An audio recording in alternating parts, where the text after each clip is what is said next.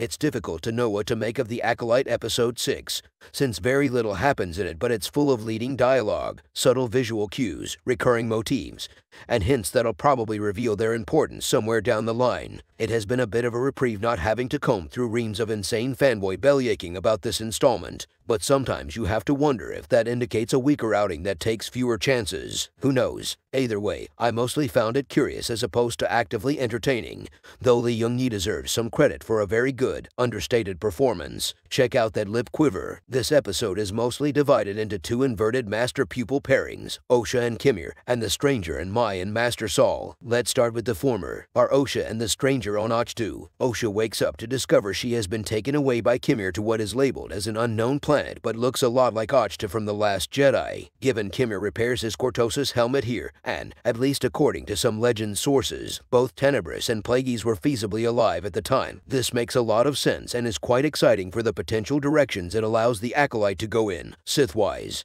Was Qimir Vernestra's apprentice? Episode 6 hints at Qimir's backstory, both visually and in dialogue. He mentions he used to be a Jedi, and he has a very obvious curvy scar on his back that the camera lingers over a couple of times. This episode also makes a point of revealing that Master Vernestra Arwo uses a whip lightsaber. She also pulls some telling faces when she and another bookish Jedi named Mog go to Kafar to investigate the deaths of Saul's team, and he deduces that a fallen Jedi of extreme skill must have been responsible. Sometimes these things write themselves, so I think Qimir was once Vernestra's apprentice, and she whipped him in the back, either after he turned to the dark side or before, precipitating his change of heart. This, you'll notice, is very similar to the radicalization of me, with the Jedi having obviously done something awful on Brendok, too. The theme is clear enough. The enemies of the Jedi seem to be created by the Jedi's own hubris and misuse of power. Osha's flirtations with the dark side are rubbish. One thing I'm not keen on in this plot thread is how reiterative it feels of Rey and Kylo Ren's arc through the sequel trilogy. Does Disney not have any new ideas for stories about pretty young female characters that don't involve being swayed to the dark side by very handsome Sith Lords? I'm mainly getting this from Osha trying on Qimir's cool-looking Cortosis helmet at the end of the episode, breathing like Darth Vader while the camera shifts to first person as she peers out of the narrow eye slit, which might not mean much in the grand scheme of things, but it's just a pretty ham-handed way of exploring the twin dynamic, which hasn't been handled well since the beginning if we're being honest.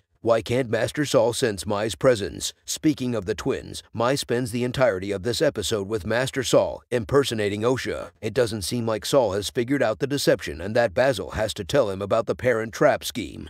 But he eventually figures it out and stuns her. I think Saul could tell that it was Mai, and was just letting things play out to see how they went. Although, to be fair, there's also an argument that he couldn't tell because he's grieving so intensely due to the loss of his team on Kafar, and the responsibility he feels for whatever happened to Osha and Mai on Brendok. By the end of Episode 6, Saul seems ready to tell Mai the whole truth about that particular event, which makes me think Episode 7 will be a flashback. And it's about time, too. After easily the most action-packed installment in Episode 5, enough momentum has been lost now that it makes sense to spend half an hour unpacking that mystery, especially since it has been dragged out for so long.